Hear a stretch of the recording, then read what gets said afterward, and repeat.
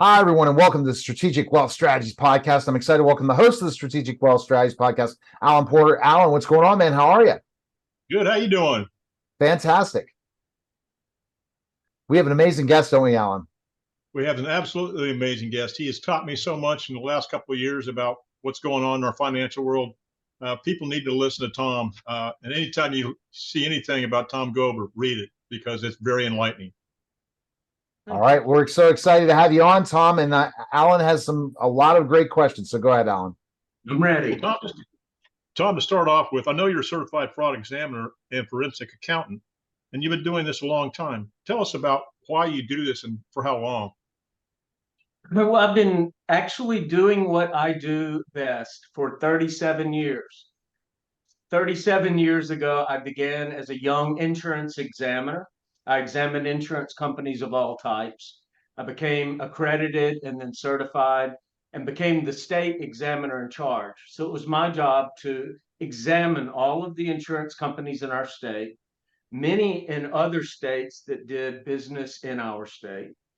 And I had to run both the financial condition and the market conduct examinations, which means I got to say literally every aspect of an insurance company.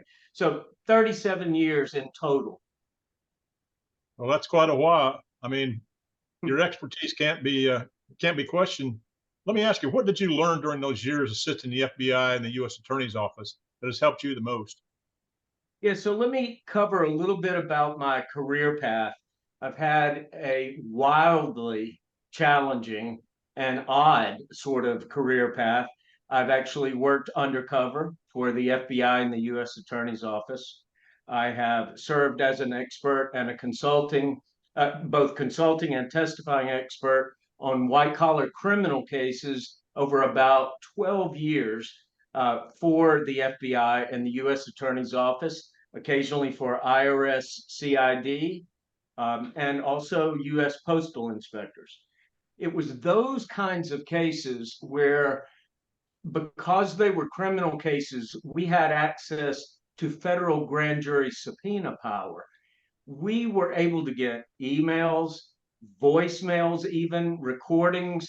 We got to see the tender underbelly of this massive insurance industry. And I learned some things that were pretty spooky. Some of the companies doing some things that would shock, I think, all of you, your listeners. You must have learned some stuff that you uncovered. You're like, this could be a book in itself. It could be a undercover series, right? What it's how it's run and stuff, right, Tom? Some of the things that I've seen, even going all the way back 37 years, if I take the types of schemes that worried me the most and I actually made them my specialty, and that is what I call sleight of hand reinsurance, where insurance companies pretend they've laid off substantial risk, future death claims, right, to another company. It's only an appearance. In fact, they're hanging on to the promises to pay, but treating their accounting as if they no longer have those obligations. Very nasty scheme. I focused on that 37 years ago, and I'm telling you, the very first time I spotted it and called it out, I was threatened. In fact, every time I tried to stop these large reinsurance fraud schemes, I got in trouble from, all different areas. But that taught me that this must be important. I need to figure it out. So now jump forward 37 years. And I have to tell you, today, the practice that worries me the most is the same practice. There are many for-profit life and annuity carriers who are using what I call sleight of hand or financial engineering, reinsurance that they enter with their own affiliates, usually offshore, or even sometimes in the US in these what are called secret captives. And so that's what I want to focus on most with you guys. There's really two categories, okay? Two categories that worry me today. the investments. If an insurance company is investing substantial sums in really high risk asset categories, when I say high risk, I mean also illiquid. It would be difficult to sell in a hurry, right? That's one category of risk relative to the company's surplus. So surplus is simply the excess of assets over liabilities. I don't want to get too complicated here, but as long as assets are greater than liabilities, that difference is surplus. And when you have too much in high risk assets and the values drop, you understand that comes out of surplus. So we keep an eye on that. But my biggest concern is a lack of transparency. This goes all the way back 37 years. They enter into transactions where literally billions of dollars go offshore, but once it's there, we can't see it. How about that? Well, Crazy that's, stuff. Yeah. Spooky. well, some of the stuff that you taught me, Tom, is the TSR ratio. I talk to major insurance companies all the time. They have no idea what it is. And when I tell them about it, we're looking at transparency, solvency. They got these major carriers out there that one slip of the deal, one slip up, and they're done. And people don't know this. Yeah, and an important point there is a pattern that has emerged in recent years is that while total assets have skyrocketed, right? That's a good thing. But total liabilities have actually increased at an even faster pace. So what you've got are very narrow, what I call razor thin buffers. These surpluses are so thin relative to their risk profile, right? And so what the TSR does, you might not can see it here, but actually have transparency, surplus, and riskier assets. What we do is we take an annual statement, the source document for an insurance company that is 1,000 pages, sometimes 3,800 pages. And I shine a light on the two areas of risk that are greatest to what worry me the most. Those are concentrations of higher risk assets relative to surplus, and this reinsurance with affiliates. Now, bear in mind, when it's reinsurance with an affiliate, you're really talking about moving money from one pocket to another. It's not out to some big independent reinsurer in Germany. We're Right. talking about a sister company in Bermuda or Barbados or even Malta, for Pete's sake. So we total up the high risk assets and the non-transparent reinsurance. We add those together and divide it by surplus. All that does is reduce to one ratio, a simple number, that the lower the score, the lower their risk profile and adequacy of capitalization. The higher the score, the higher the risk, and the less the transparency.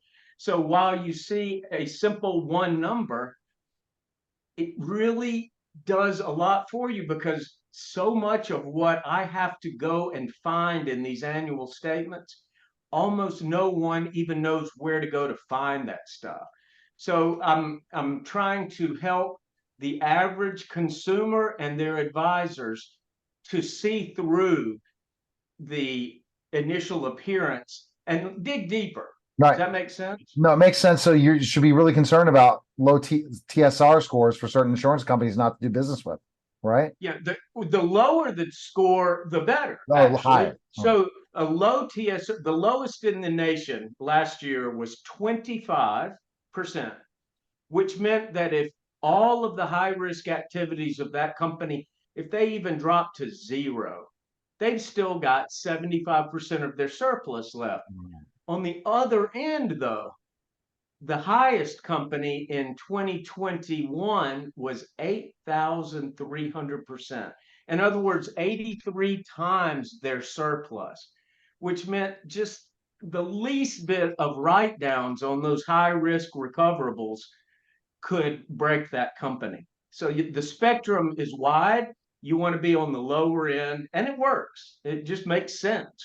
So Alan, is that one of the things you really look at with your clients? Is that TSR? Oh, absolutely. When they tell me, well, this other guy told me about this particular product, I said, well, first off, is that an equity company where they look after the stockholders, or is it a mutual company or a fraternal company that looks out for the policyholders? And I said, then I asked him, I said, have you ever heard of the TSR ratio? Well, no. And it's even with these IMOs and FMOs, they don't, they push me, Tom, to sell these high TSR number companies. And I tell them, I won't even talk to you about this stuff. Well, And Alan, so I'm proud of you for that, for real. The largest percentage of advisors, insurance agents and advisors and fiduciaries, look at the ratings like AM Best or Right, Standard right. and Poor's. They have an A rating, so they're awesome. And that's as far as they look. And just recently, this is really important. The SEC, the Securities and Exchange Commission, just put out an official notice a few months ago that literally said you should no longer rely upon the ratings agency scores, because we relied on them in 2008 and you saw what happened.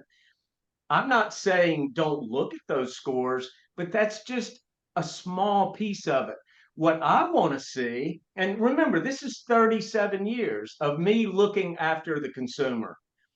For 37 years, I have found that some companies, their executives care only about doing the right thing for their policyholders, their members. So if they're mutual or fraternal, you don't have an outside investor. What I found across that 37 years, I think I started at just the right time, because right after I began, most of the large life and annuity insurance companies began demutualizing. They were mutuals that existed entirely for their policyholders. When they demutualized, something drastic happened. Think about this. As a mutual, it's a really simple process. Premiums come in to the pot and start piling up. Claims come out of the pot. Over time, if premiums are higher than were necessary to pay the claims, what happens to that money? They give it back to their policyholders by either reducing the premiums or giving them policyholder dividends. So over time, it's self-balancing because it's one pot of money and only premiums in and claims out.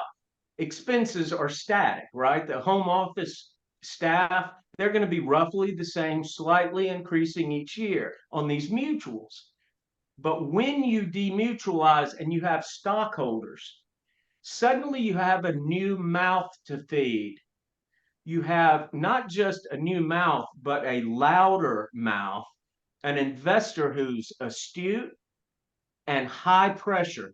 And right away, they begin pushing the top executives saying, look, we not only want you to pay us stockholder dividends, we want those dividends to go higher every year. And guess what? The executives, when they enabled the demutualization, they got tons of shares. So they want dividends too. They want their stock options to go up. And what I'm saying is not in and of itself wrong. What I'm telling you is suddenly you're not just looking after your policyholders. You're thinking about, ooh, how much do I need to pay them to keep them happy, right? And that is when all of the risk that we're talking about here began. Those companies had to suddenly feed this new mouth and the policyholders. So they invested in higher risk assets and they started playing these reinsurance games. So I'm going to jump and then I'll let Alan talk about this. How do insurance companies make money? If they are a mutual, they're not really making money. They are accumulating premiums, paying claims, and self-balancing by either returning extra money to the policyholders, or if they're short on premiums in a given year, They have to go to those policyholders and say, look, we didn't charge you enough. We've got to go up on the rates. But those policyholders understand why. They know why the rates are going up because it's only for their own claims. It's not that a bunch of money's going to some outside investor. Now, if you are a for-profit company and you have investors, lots of stockholders, as you accumulate funds that I consider to be excess premiums, if you're building up a bunch of profits, it has to mean that over time, your premiums have been higher than they needed to pay your claims, right? Yeah. And if that's the case, that should be going back to the members. Instead, it's going out as cash. I mean, stockholder dividends, that's money gone and you don't get it back. The only time that becomes a problem is when over time the investors demand more than the company can really bear. And that's when you start getting the fake reinsurance, because not even the very best insurance company out there is going to have an occasional bad year or a series of years where they lose money. But see, because insurance companies are regulated, if you lose money or your surplus gets too low, you're not allowed to pay stockholder dividends. Uh-oh, our investors are demanding it. And if we don't pay a dividend this year, they may go elsewhere. So what do? They say, well, temporarily, we could do an offshore reinsurance deal that could create a bunch of surplus overnight. That'll solve our problem for now, and we can pay the dividend.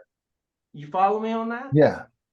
But over time, this is such an important lesson. I learned this as a fraud examiner, certified fraud examiner. When you plug a hole in the balance sheet with something that's not real, that hole is going to always get bigger over time because it's not earning its keep. What's in the hole is fake, so it doesn't earn investment income. It actually costs the time of the executives. They end up juggling these schemes more than running the insurance company. You follow me there? Yeah, So what totally. happens is that hole gets bigger, and it's so easy, unfortunately, when you do an offshore deal with your own company, you can, I shouldn't say create, you can create an appearance of more surplus than you have, enabling you to pay out. But when you do that year after year, what happens? You end up with an accumulation of a ton of reinsurance that I can't see. I'm not allowed to go audit in Bermuda or Barbados. They don't let me. They don't let the U.S. examiners who regulate the U.S. companies, they can't even go see their affiliates offshore. Interesting stuff. That's nuts. I mean, hey, Tom, we had 2008. And I know you've had played a part in that. What do you think is going on today as compared to 2008? Okay, it is well documented, and the NAIC, the National Association of Insurance Commissioners, is attempting to get their arms around the issues of high risk assets, right? They talk about private equity groups have recently joined the industry. They've purchased some of the big life and annuity carriers. And private equity is not accustomed to regulation. By law, if you stick to the rules, you don't have to answer to regulators as a private equity group. You're supposed to be gambling with your own money. You're a wealthy person, you're astute. So, but when they reached out and started buying life and annuity carriers, suddenly they're trying to continue this high risk activity, even though the regulators are worried about it. So on the asset side, Alan, you do have higher risk assets going up, but that is publicly known and understood. And I believe people began to see that as we approached 2008. They heard about more residential mortgage backs, commercial mortgage backs, right? But on the other side of the balance sheet, almost no one understands about this reinsurance. That's why whenever I get a chance to talk about it, let me just say this. Suppose you had a mortgage with a bank for $300,000. And you didn't have a lot of extra money. You may had a decent income, but really couldn't afford to borrow anymore. Suppose you went to the bank and said, "Oh, I no longer owe that 300,000 mortgage. I've transferred that to someone else who's on the hook now." That's what reinsurance is. "Oh, I don't have those death claims to pay now. My reinsurer has it." But what if your child is an infant, let's say 18 months old, and you don't tell the bank that the person that's now on the hook is your 18-month-old son who has no money, right? If that son is in Barbados, there's no way of finding out how much money he's got. You see what I'm saying? What I'm trying to say is that lack of transparency is my greatest fear. And by statutes, the laws in all 50 states and Washington, D.C. require transparency. So these transactions offshore, in my professional opinion, are not compliant with the statutes. It's pretty harsh stuff, but it's true. I tell you, Tom, I think this ought to be part of continuing education for people. I really do, but it will never go because they got, it's just like the lobbying efforts of Wall Street with the Congress. But it's information that I've taken to heart, and I show my clients, and they thank me for it because nobody's ever told them about it. I don't want us to run too long. How are we doing time-wise, guys? We're doing great so far, so let's keep going. This is such a great show, Alan. Let's go till you're finished with your questions, Alan. No all right? problem. All right, excellent. I just want to make sure. So recently, I'm feeling so much better about getting the word out because recently I've provided both oral and written testimony to several really important federal regulatory groups. I gave testimony to the United States Senate Banking Committee, their chief counsel, who reports directly to the chair, Senator Sherrod Brown. I presented about these very issues to the Senate Banking Committee. Just a couple of months ago, I went to Washington, D.C., and provided oral and written testimony to the Department of Labor. The Department of Labor, who regulates pensions, 401ks, all of those things that fall under ERISA. I presented on these same issues to the Department of Labor. And I'm telling you that both groups listened carefully, took copious notes, and asked great questions. And to me, that says people are starting to wake up. Totally. Wow. Good stuff. Alan, continue. I know you have some more questions. Well, what Tom is talking about, it should be taught. I mean, it's like, I talk to people about the effective interest cost. They don't know what it is. I said, this is not rocket science. This stuff ought to be taught in high school, but it's not. And people can sell insurance and stocks and bonds and all this. They need to know about the TSR ratio for these companies. I mean, it's vitally important because people are getting a retirement and all of a sudden their carrier goes under. What are we going to do? Live off Social Security? So does that happen, Alan and Tom, that carriers go under? It happens more often than we hear about because when an insurance company gets in trouble, remember now, insurance is totally regulated at the state level. Each state has their own insurance commissioner. In my professional opinion, that is a weakness. You've got 51 jurisdictions trying to govern. But the issue there is, how can you expect a small, understaffed, underpaid state regulatory group to regulate such an immense, very sophisticated financial services industry, right? That has now gone global. Virtually all of the companies I'm talking about have at least one presence offshore or in Germany or in Switzerland, right? So how do these little state regulatory groups keep up with it? We I'm can't. not faulting them. I'm just saying we need a greater overarching scope of regulatory supervision. That's my professional opinion. Let me give one really good example that I think is important. Remember, I used to be an examiner 37 years ago. As the examiner in charge, I knew that by law, if an insurance company is not the only company, and almost always now they're part of a big group of companies, they may have 45 pages of subsidiaries and affiliates all over the world.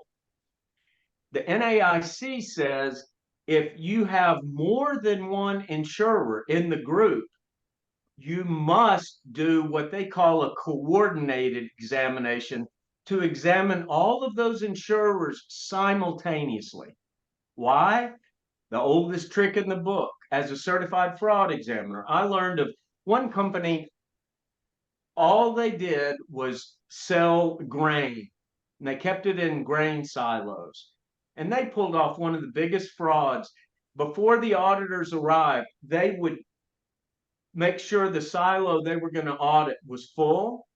And then before they went to audit the next silo, they would move the same grain to the other silo. And they did that over and over.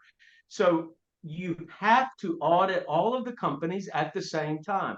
And that's an old audit fundamental under both GAAP and SAP, right? So what happens? I ran examinations where we had multiple insurers. You had to coordinate and do them at the same time. Well, I found out they are doing that in the US for the US companies. But what if they've got a company in Iowa and a company in Delaware, but they have 3 in Bermuda, and most of the business is going to Bermuda? Yes, they examine the Iowa and the Delaware simultaneously, but they don't examine the offshores at all. They've never been allowed to examine those companies, even though they're part of the same group. And that is a huge shortcoming. And again, it adds to the lack of transparency, right? Well, Tom, I got one last question, and you kind of may have answered it already, but are there books in the law, excuse me, are there laws on the books that prohibit hidden affiliated companies or reinsurance? There absolutely are statutes in all 50 states and Washington, D.C. that are modeled after what the NAIC required as the Holding Company Act. And it's really pretty simple, and it was the act was beautifully written. And there's 2 key principles. If you take away nothing else from today, if you can remember these 2 principles, if you have a transaction with a truly independent party, a sophisticated independent party, we can assume that the transaction will be arm's length. You've heard that expression. Or in insurance parlance, fair and reasonable, because the 2 parties understand what they're doing and they are independent of each other. The NAIC said that becomes a problem when you have multiple companies that are affiliated, because they're under common control. In other words, the same person can require that the entity on the other end of the transaction do something that might not be in the best interest of one or the other party. So the Holding Company Act has 2 things that make sure that's not supposed to happen. One is any material transaction with an affiliate must be on terms that are fair and reasonable. In other words, we force that arm's lengthness on them. And the other is its books and records shall be so maintained as to clearly and accurately disclose the true nature and details of the transaction. In other words, we need to see both ends of the transaction to know what the substance of the transaction is, not just the form. And in all of these deals we're talking about offshore and with these secret captives, we can't see the other end. And so, in my professional opinion, these transactions are being, I wouldn't say they're being allowed, but they are occurring, and the regulators aren't stopping them, Mhm. despite having the statutes in place to do so, right? Wow. Is there a place people can find information on you, Tom? Thank you. Yes. We have a site that has information about the TSR. And by the way, there is a 7-minute video. It's very brief. I recommend everybody watch it. It's called What is the TSR? What is the TSR.com? If you go to whatistheTSR.com, there's a video right at the top, 7 minutes. It lays out all of the stuff we're talking about, but it also gives you some other resources to dig deeper. And I have a new book just came out about these same issues, and that should be available soon on that same site. All right. Hope that helps. That's fantastic stuff. Alan, what a great guest. Oh, absolutely. But if anybody's out there, just like what Tom said, go to that site. But if they want to know about a particular company, contact me at 910-551-1046 or my strategic wealth, the number 0 at gmail.com. I have the TSR ratios for all of these companies, and I'll gladly get it forwarded to them. And if you don't, you'll reach out to me and I'll get it to you as soon as I Yeah, you're right. But Alan, it's so important because you don't want that insurance company to fail or not show the best practices. Find the right ones that have the best TSRs. Let me say one last thing, because this is really important. What I am saying sounds pretty spooky, but I testify as an expert. My integrity, my truthfulness in testimony is everything. So I want to make sure everyone understands I'm not creating numbers. I am literally extracting the company's own numbers from their sworn annual statements. So all of these analyses we do are using the company's own sworn data. Okay. All right. To be sure that people know that I'm just talking the truth, you know? All right. Well, that's awesome. Great stuff, Alan. Appreciate it. Again, thank you, Tom. And that was the Strategic Wealth Strategies podcast, guys. Take care.